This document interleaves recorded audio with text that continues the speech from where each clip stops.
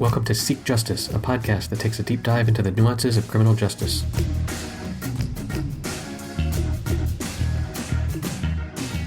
Good morning, Dennis. Oh, good morning, Eric. So today I wanted to talk to you about an article I saw recently about right after the horrible mass shooting in Christchurch, New Zealand, and the Prime Minister coming in really swiftly and doing a pretty good job in the eyes of liberals of both refusing to name the shooter and also cracking down on gun laws. But what the article was discussing was they made this law that simply knowingly possessing the shooter's manifesto, which is what we call these things now, can carry up to a 10-year prison sentence, and distributing it to others can be up to 14 years in prison. And as an American, that strikes me as just a horrible, freedom of speech attack. But on the other hand, I'm aware that in post-World War II Germany, when they outlawed displaying Nazi propaganda or Nazi flags or anything, that really was pretty efficient at making that all go away. So I was wondering what your opinions are on this and about freedom of speech and, in general, censorship like this. Well, whenever there's an event like this, politicians react as they must. And, I think most politicians are doing a pretty good job recognizing that it's a time for the outpouring of sympathy and concern, and then they immediately move into policy issues. And this is where we often get into this knee-jerk reaction type stuff where it makes a good soundbite and gets you the attention that you need and makes people feel like you're doing something. But it's a whole nother issue as to whether or not that something you're doing is going to have any effect. The first question is, what do they care? And the answer may be that some politicians do care that whatever that soundbite is going to make some sense. But more often than not, I'm afraid they don't care because the soundbite is the end game. Right. It's when you're calling for, in the U.S., you're calling for tightening up our drug laws, and depending on what you say, that's going to be taken more or less seriously. If what you say is that we want to ban handguns, well, that won't be taken very seriously because it's impossible to imagine with the power of the NRA and the history of gun laws. If you say you want to renew the call for mental health checks for all weapons or outlaw AK-47s or magazines that carry a certain high number of volume of bullets or whatever, then that's more credible, but it may not get you the sound bites you want. And so I think in the case of New Zealand, we have a little bit of both there. I don't know how you could police the ownership of a written document, and if you did possess it, how that would somehow put you into a felonious position simply because you own it. I don't know the constitutional press protections in New Zealand per se. I imagine they're similar to here. So I think that's kind of a non-starter.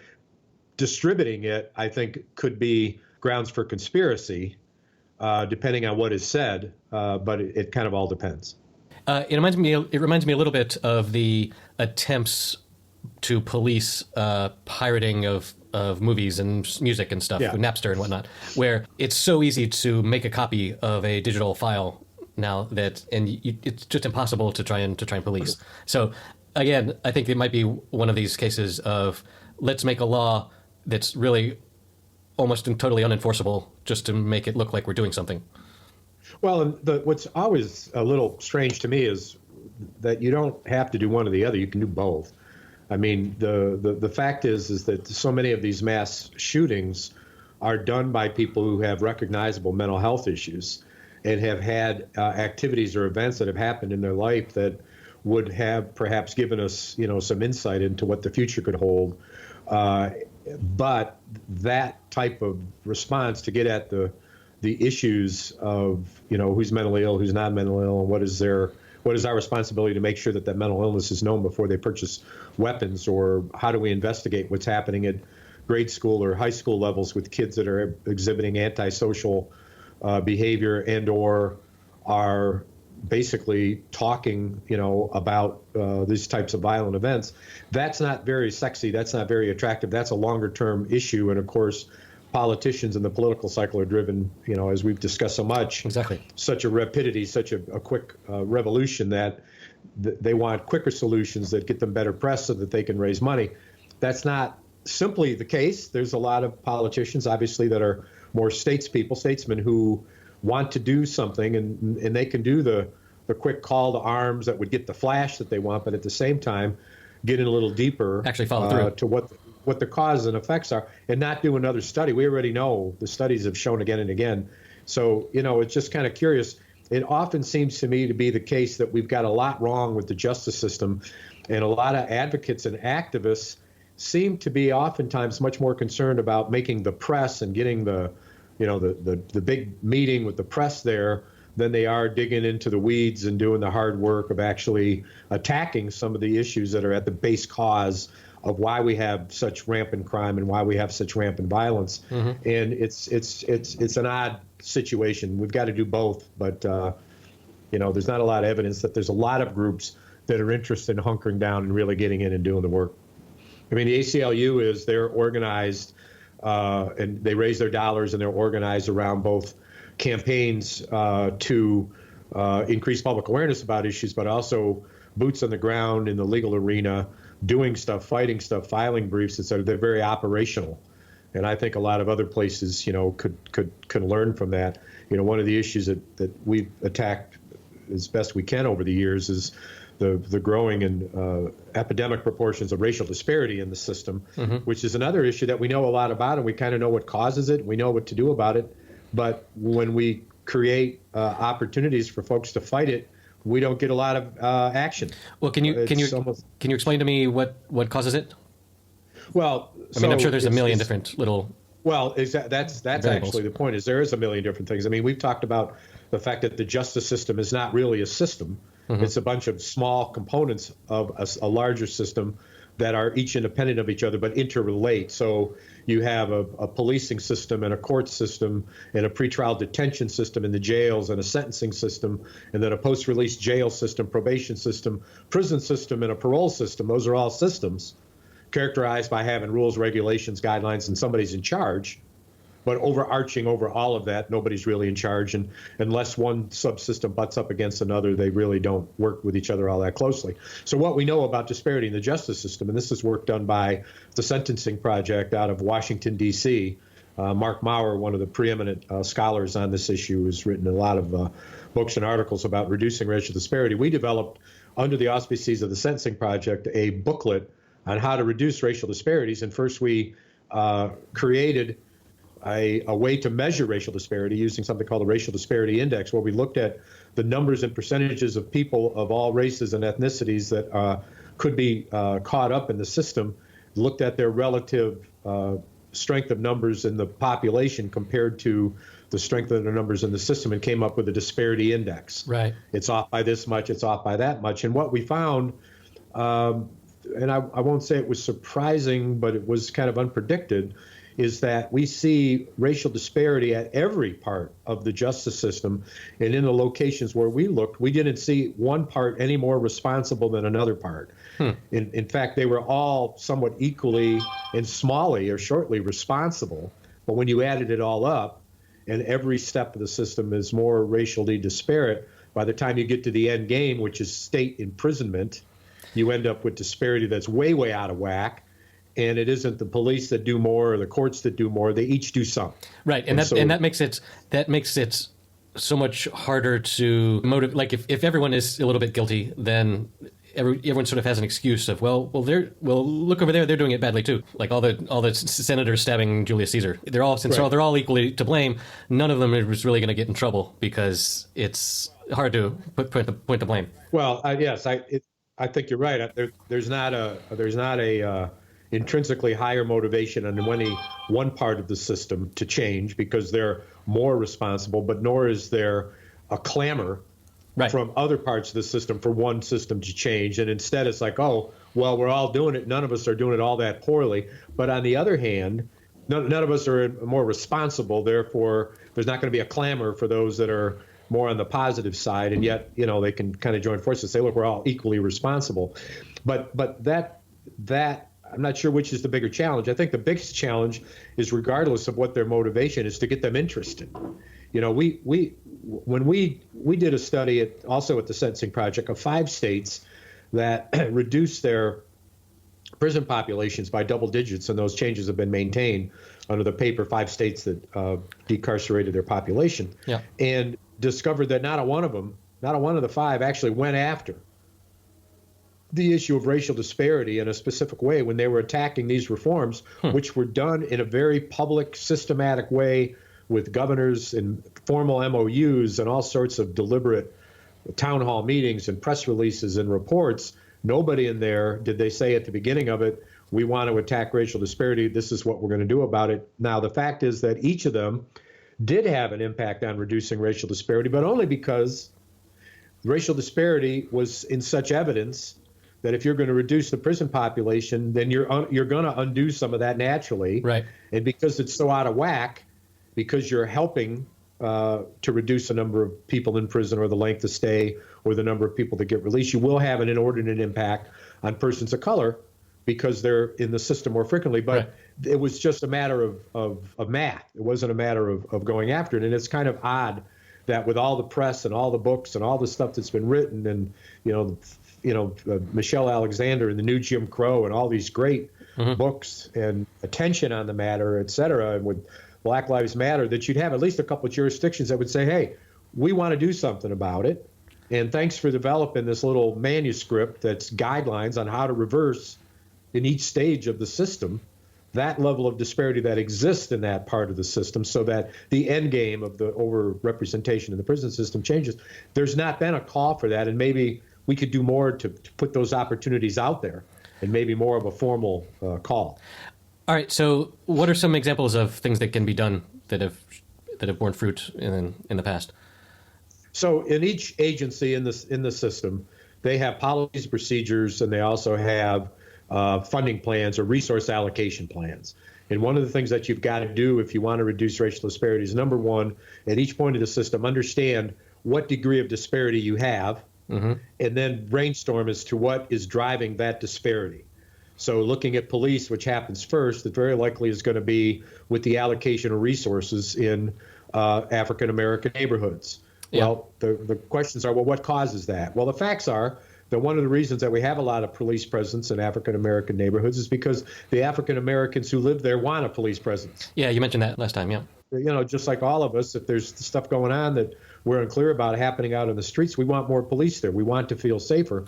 And so it's not driven by the police saying, well, we're going to, be over rambunctious in African-American neighborhoods just because we want to watch those people. Right. That's generally not where that stems from. And the fact is that in those neighborhoods, which can be defined rather on racial terms, defined on economic terms, that oftentimes if they're in poorer neighborhoods, there is more crime. And one of the reasons there's more crime is because crime is committed by people who oftentimes have no means. They're desperate and they break the law. And so that helps drive it too. So in the police, being aware of what is causing those resources to be over allocated, to recognize the degree to which when that resourcing happens, to what degree are you having any racial disparate impact on informal stops that result in informal action versus formal action, meaning, hey, I stop you on the street. What are you doing? It's after 2 o'clock. There's a curfew in a particular neighborhood at 1:30. What do you do? Do you take the guy in? Do you give him a warning and send him home? Well, when you do the informal, do you do that more frequently with people of color or not? Right. You've got to track stuff if you want it to matter. If racial disparity matters, then you've got to track it. So you do that in police forces, and you also educate then what you find. And so you can talk about that. It may be, in fact, that in a police system, that the representation, which may be more zealous in African-American neighborhoods, is appropriate. And at the end of the day, that's what the citizens want. That's what good crime fighting dictates. And as a result of that, you may say, well, we're gonna live with a small level of disparity here, or it's just part of what happens here. But let's move on to the next system. What happens when the prosecutors get hold of the cases? What are their decisions? Is it racially disparate when they say, well, we're going to not prosecute, or we're all going to prosecute, or we're going to plea bargain, or we're not going to plea bargain? And what you do in each part of the system, you measure the level of disparity. You determine what the potential sources of that disparity are. You look at the policies, procedures, and resource allocations that drive that disparity, and then you decide on a case-by-case basis whether you're going to do something about it or not. Right. It involves education and awareness. Just because people become aware of an issue and they're asked to start counting something, you'll see dramatic changes. People want to do well in the system. They don't want to be racially disparate, right? But they've got to be it's got to be apparent to them as to what they're doing and what they could be doing to address it. Yeah, and again, once you start measuring something, things can get out of whack. Like I heard one story about where in I guess it was New York City, some guy came and said, "All right, we're going to reform the policing using data, and we're going to take all these numbers and we're going to do all this." And what it resulted in were like at first it was really informative and they made some good decisions, but then it sort of went off the rails and it turned into this quota system where each precinct needed to get so many arrests per month or whatever to show that they were doing their jobs well, and it led to a whole bunch of injustice by like you have to be careful how much you measure and how you act on what you measure. Well, you've got to be clear at the beginning of any process, and it doesn't matter whether you're in the justice system or any system. Sure. What is the end game? I mean, what is it that you're setting out to do? And when you know that and you lay that out, you have goals to reduce, in this case, racial disparity, and then you have different objectives, and those objectives, time-driven, may be to run through a typical plan of action, assess the degree of disparity, brainstorm with different parts of the community what you're finding, come up with ideas as to what to do about it, brainstorm on potential unintended consequences, and what could happen that we don't expect here and what to do about it. You know, this whole point that you made here around unintended consequences, that has to be part of a deliberate process at the beginning of that initiative to make sure that you're clear about it. You know, you may have heard about a ban the box scenario where there's a push for employment applications not to have a box on them that you check if you've ever been convicted of a felony. So you ban the box. And the point of that is don't check that box, because when you do, anybody that's got that box checked goes on the stack. We're not going to interview. And then the stack of you're going to interview don't have the boxes. Take that off and then wait till the interview process to ask, right? Well, the unintended consequence of that is that because they don't know, the employers don't know, they get nervous about not knowing, because they are very concerned about criminal activity in the workplace and related issues of poor soft skills from drug use, et cetera, et cetera. So they want to know. So what do? They assume that African Americans have got more likelihood of having criminal activity, so they interview fewer African Americans. Right. Unintended consequence. But you got to be careful of what the fix is, and you got to really think it through. And that's one of the reasons why, when you're doing this work, you've got to engage the people that are affected by it.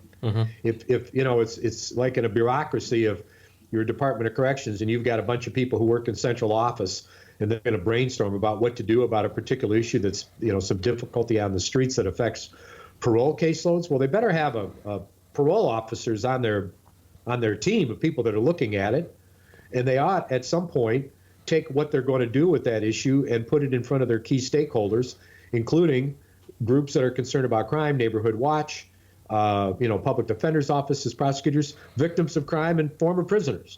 It's not a secret. And have all these stakeholders, try and poke holes in their plan about, well, you're not considering this other thing, but.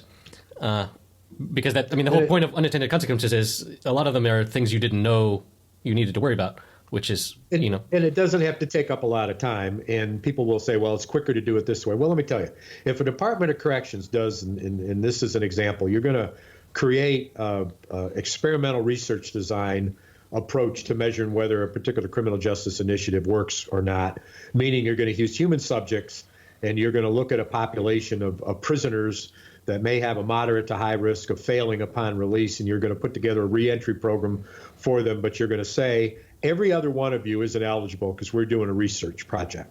And we're going to track those of you who are in the treatment group who get the services against those who are in the control group and you don't get any services. And we're going to go ahead and do that. Well, if you're going to design that, you need to design that with the people that are affected, the people that are providing the services, the prisoners, at least representative of prisoners, so that you've got that viewpoint, prisoners' families, so they understand. Yeah. You know, politicians, and you can have one meeting, you can have a series of groups, you can do one after another, you can put them in the room, but you got to say to them, this is what we're going to do, because we don't want to get sued, and we have a lot of questions, and we don't want unintended consequences. So if I'm a service provider, I say, well, wait a minute. The guy that you say while he's in prison, you're not going to get reentry, so you're not going to go to the reentry pre-release center. You're not going to get that, right? And the DOCC, we're not going to get him. Well, he's going to get out of prison anyway, right? Yes. If he comes to my program, I'm going to give him the same services I would have given him if I talked to him before release. Right. How does that affect your outcome? Yeah, that's the problem with doing studies like this with real people and real people's lives. Like, no one wants to be the one getting the placebo in the clinical trial. Everyone wants whatever the treatment is. So dividing people up and telling them, look, we have this thing that we think is gonna help people like you, but we're not going to give it to you. Well, and part of this placebo thing that you mentioned here is a good example. One of the reasons that those activities only take place as one of the last series of tests is because it is so serious. By the time you get to the point where you're using human subjects, you have to be very proud of your theory or your approach. Right. And in fact, that's the mantra of experimental research designers, to say, we won't measure until we're proud of our model, meaning you think you've got it nailed.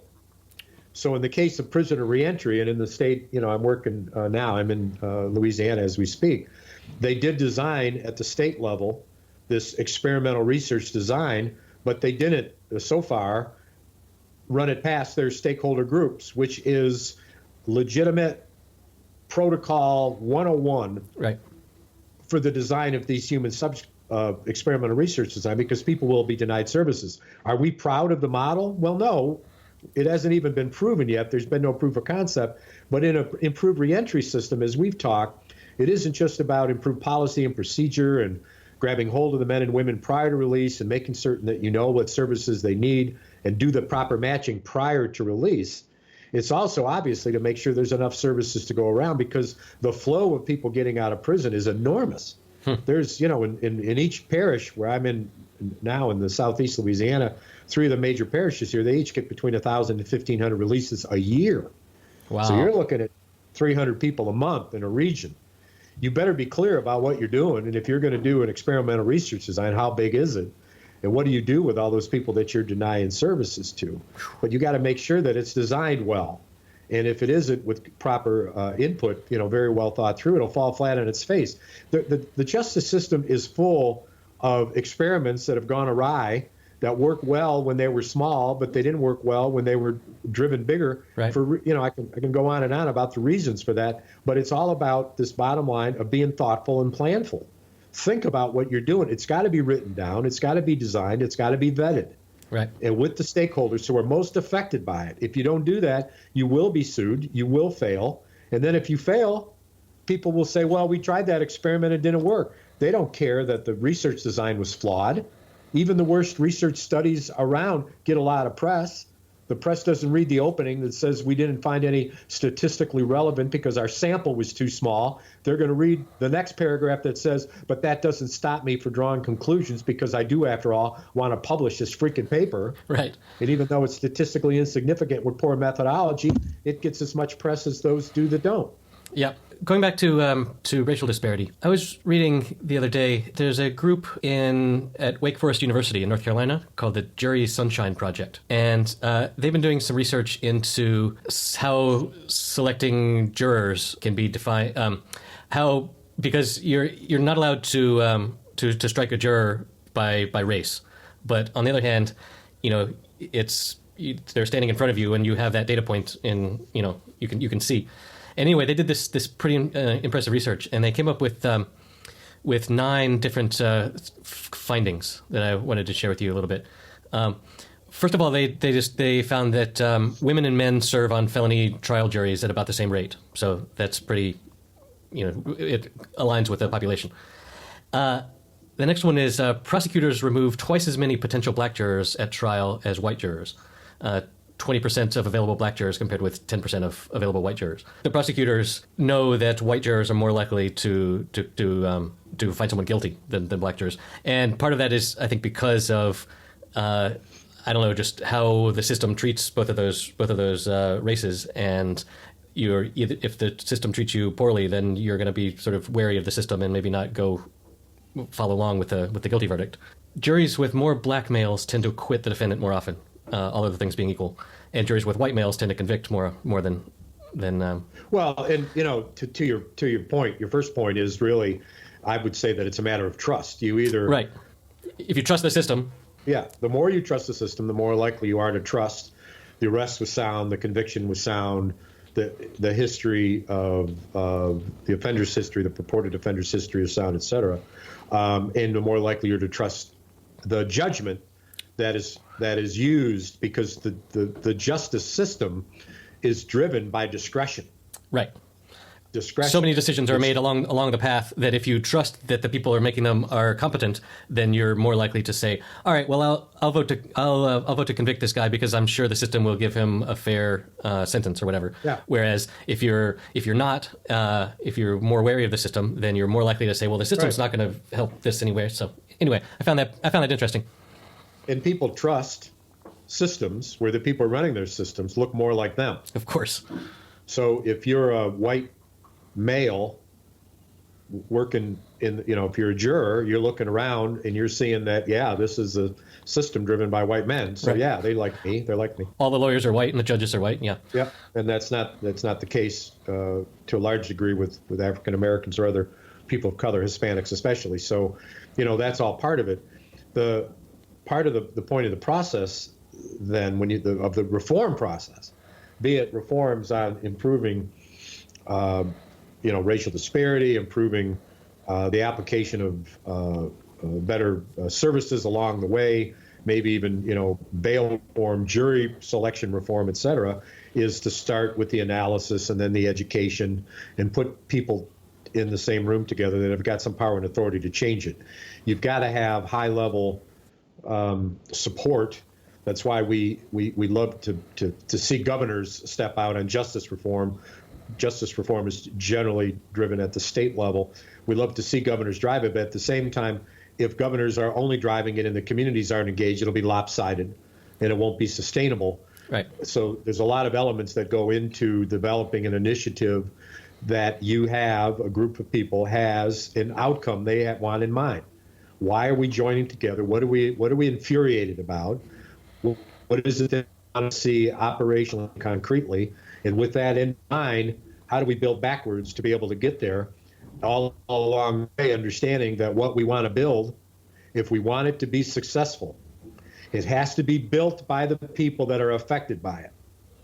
Right. If you want people to own something, ask them to help you build it. Don't build it over there. Don't let some central office people in a DOC build something and then present it and ask people to buy in. You can do some of that, but you've got to vet it. You've got to include them. And it's the case with all of this reform stuff. And a lot of people don't want to do that. Even activists and advocates often don't want to bring people into the fold.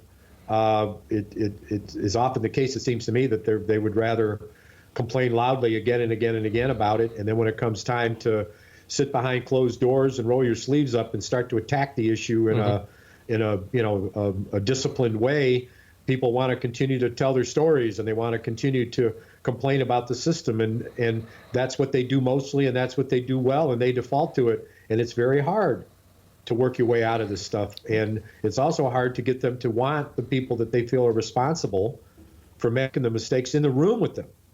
That's uncomfortable. Yeah. And you've got to have it doesn't do you any good if you're going to try to change the system from the outside and don't have any process to include the people that are responsible and run the resources. You've got to have them in the room. It's not easy.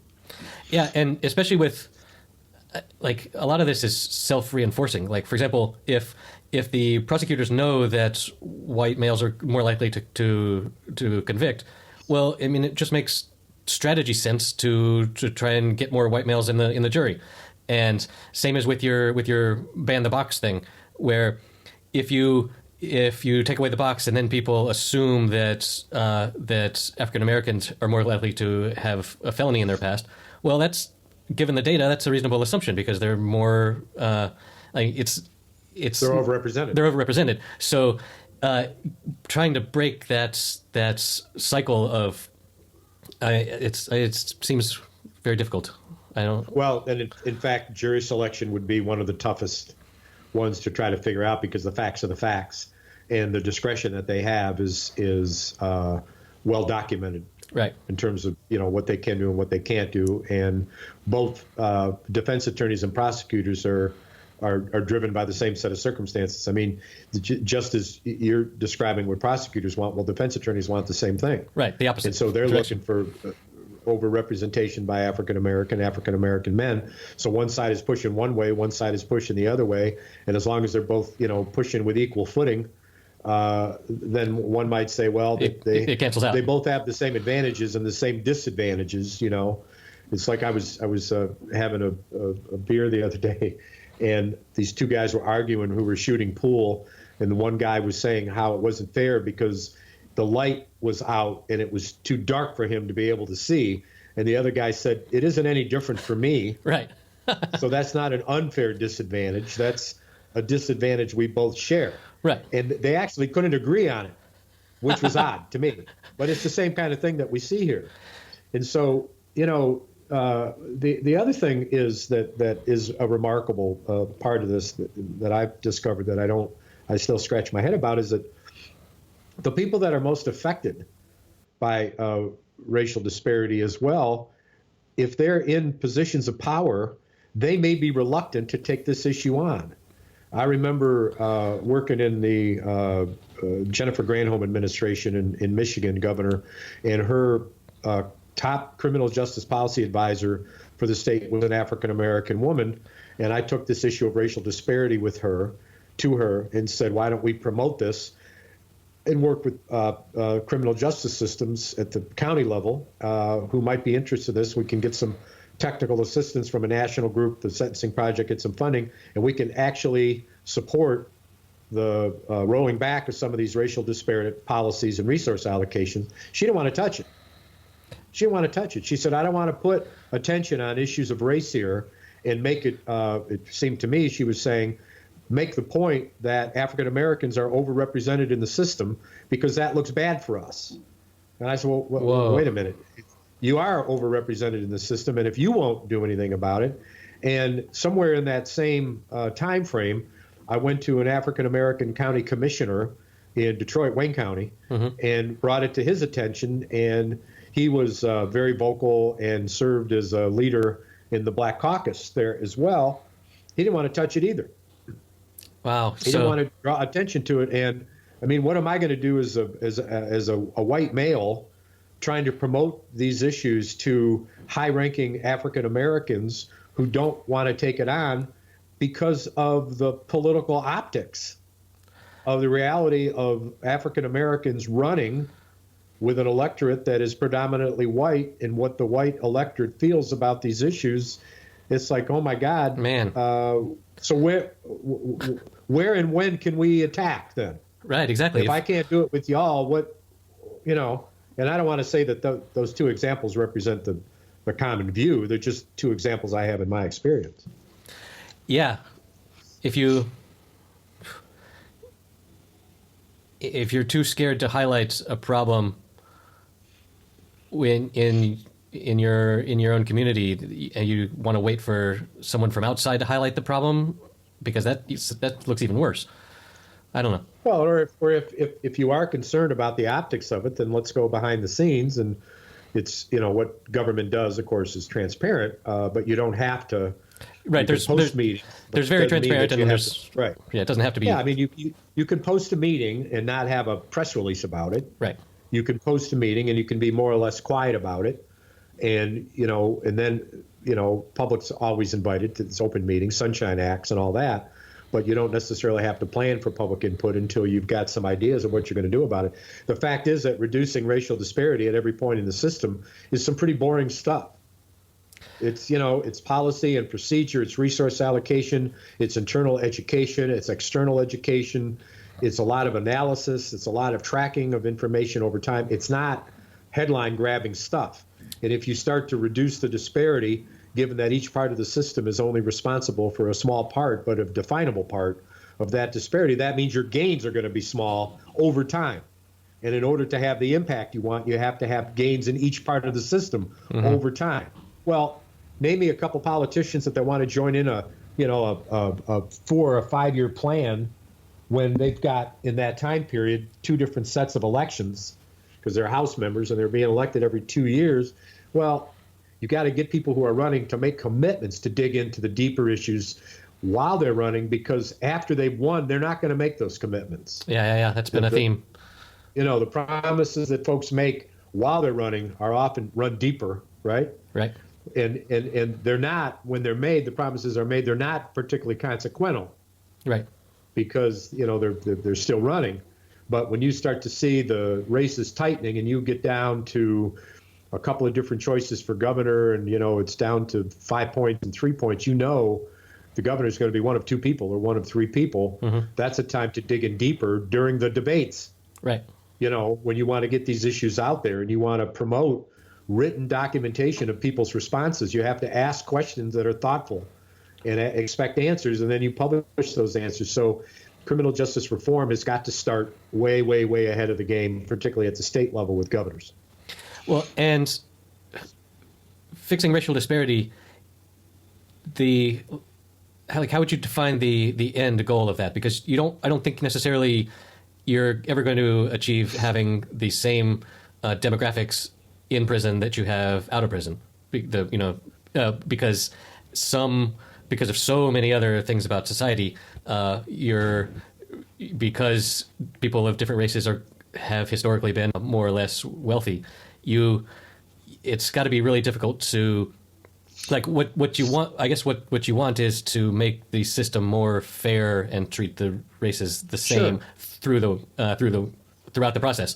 But if it happens that white people do more convenience store robberies or something, then you don't necessarily want to put more people of other races in prison until the levels match up. Or I don't know. Right. That's sort of a contrived example, but it's about fairness.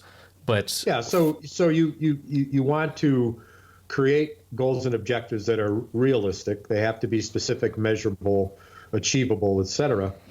And you don't want to set those goals until you define the degree that the problem exists. We want to reduce racial disparity. We don't know by how much yet because we don't know how much it exists, but we're going to plug in a number. So when you discover, after you do the analysis, which doesn't take all that long, what degree of disparity do you see at each part of the system? And what degree of overall disparity do you see as a result of that? And you've got those numbers, then you can set 1 year, 2 year, 3 year, 5 year goals to reduce that disparity by 10% or 15% by the overall system, by trying to reduce disparity in each part of the system by 10% or 15% or 20% or more. So you've got to have some idea of what the numbers are in the first place to set achievable goals, and then you measure that. You want to be able to say at the end of the day, we're succeeding. It's not as disparate as it once was. It is still too disparate, but it is less so. And when you list your accomplishments, you have both activities and you have performance outcomes. But you have to go about it in that very studied, disciplined way, right? Right. And you can then look at the proof and say, well, the system is a bit fairer now than what it was before, at least looking at this. And if you want then to put some color, no pun intended, put some color behind that, you want to interview some folks that have been part of the process who can explain what they did differently, why the process was good, and what they understand now that they didn't understand. Right. You want to publicize that. You want to get people of all races. You can do public service announcements, but it's a long-term process.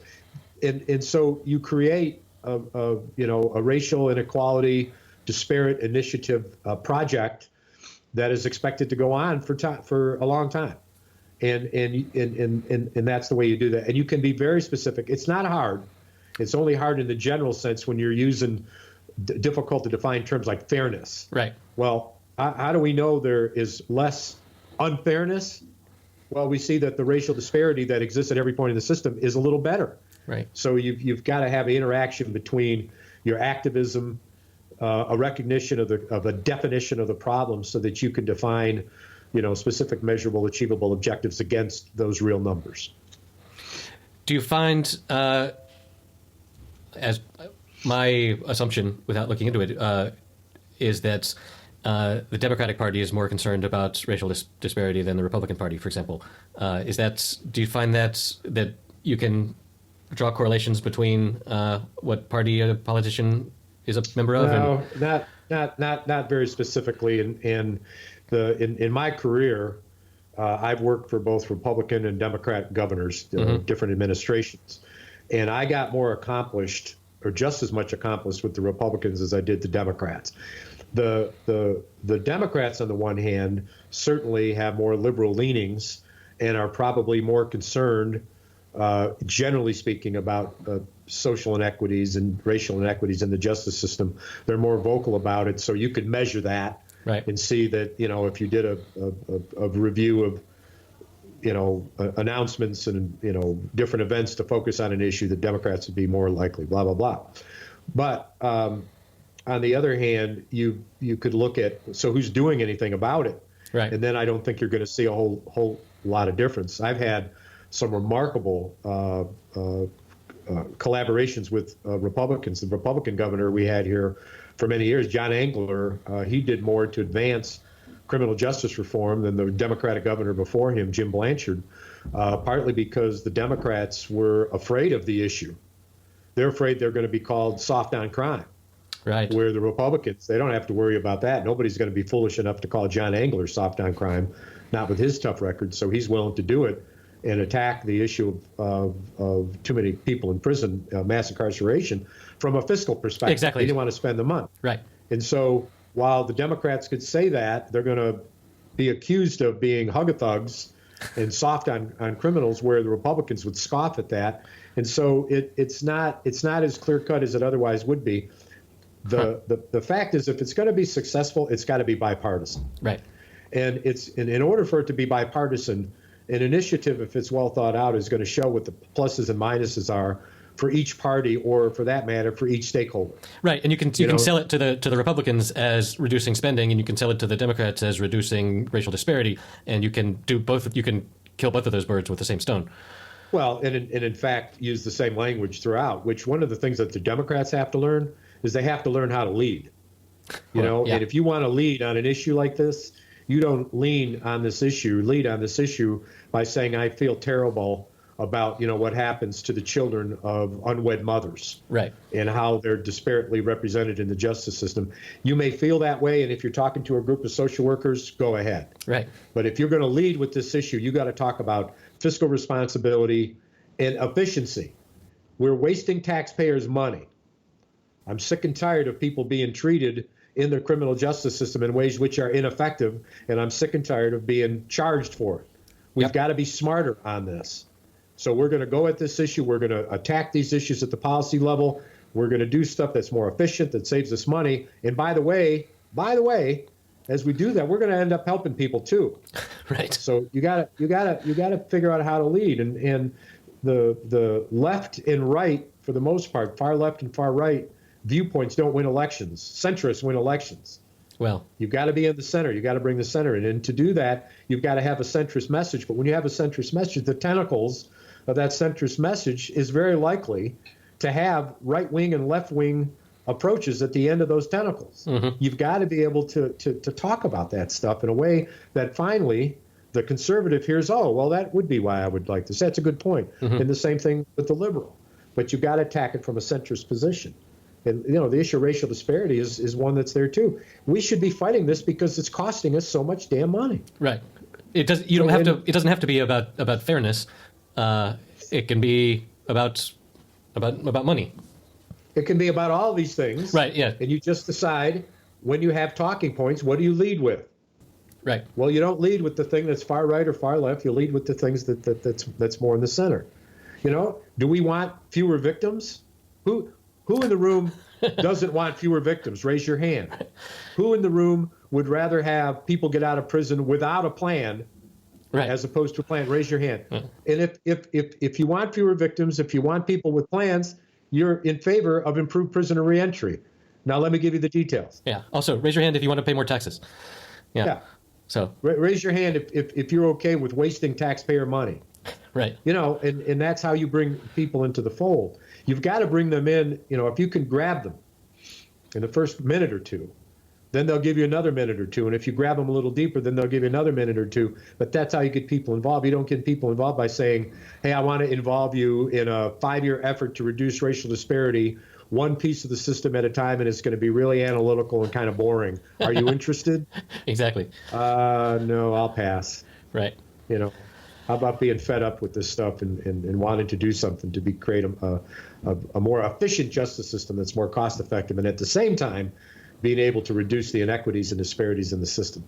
That's why a lot of the work, again, I keep getting back to this, needs to be to get politicians to be able to say the kinds of things that make sense when they're running instead of stupid things.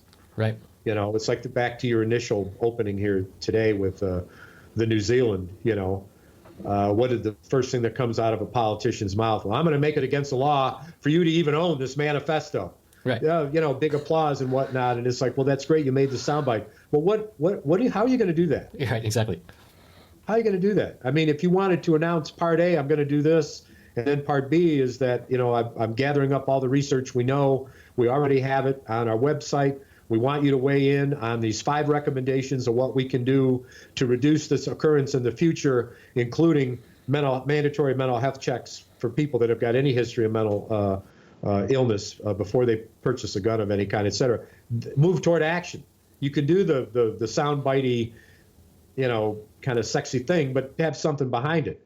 In fact, it's not bad advice to say, make sure you catch their attention, but then hit them with something that makes sense. Right. Exactly.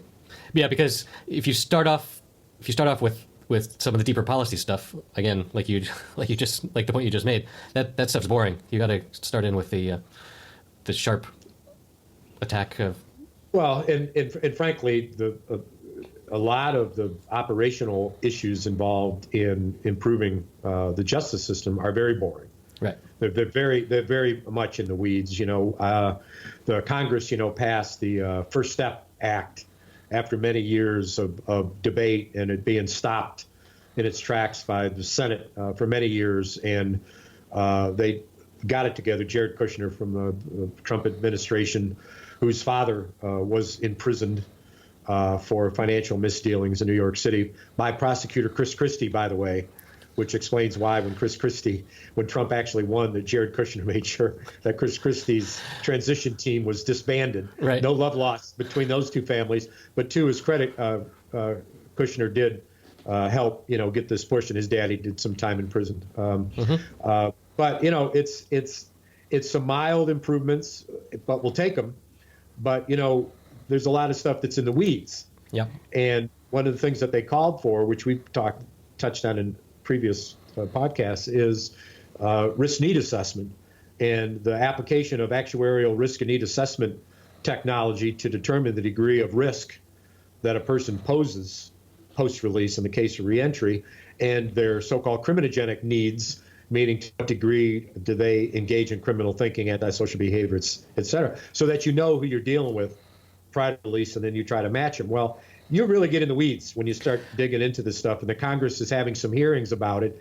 Well, they're giving you 5 minutes to talk. Right. And they're plowing ground that's been plowed for decades. And there's going to be, a mountain of documentation provided over these hearings. And they probably will not have furthered the public knowledge of this at all. No. But the degree that they're getting it. And so what are they going to do? Are they going to create yet another new system of risk assessment? Are they going to take advantage of what's already there? And how are these things used? And are they racially disparate? And there's controversy. So when you start talking about this stuff, you just get deeper and deeper and deeper in the weeds, and you unpeel that onion, and before long you're crying weeping because of the detail. Who's going to follow that detail? Not a politician. No. So now you have the interaction between the legislative branches and the executive branches, but it's out of kilter. So it's out of kilter partly because the legislative process is going to happen first, and it may have very little input from the executive branch. So that when a law is passed, the legislature has no idea how the executive is going to implement it. Right. And when you're in the weeds on justice issues, you put a piece of legislation in there that says you must create, design, and implement a new risk and needs assessment instrument that does blah, blah, and blah. Well, if you put that into law without any recognition of what that means, because let's say that you've eliminated the option to use something that's already designed and built and ready to go off the shelf. Yeah, you haven't accomplished anything.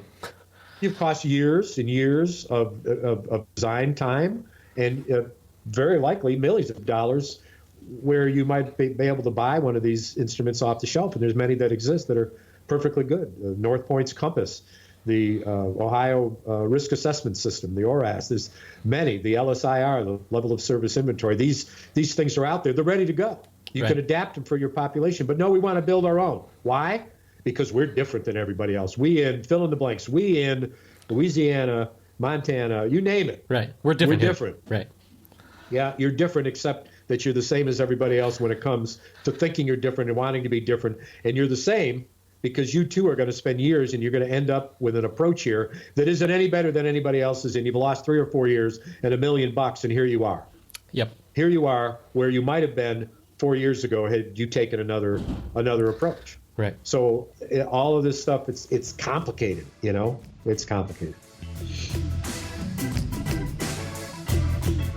Next week on Seek Justice, we discuss causation and how we determine which policies work and which don't.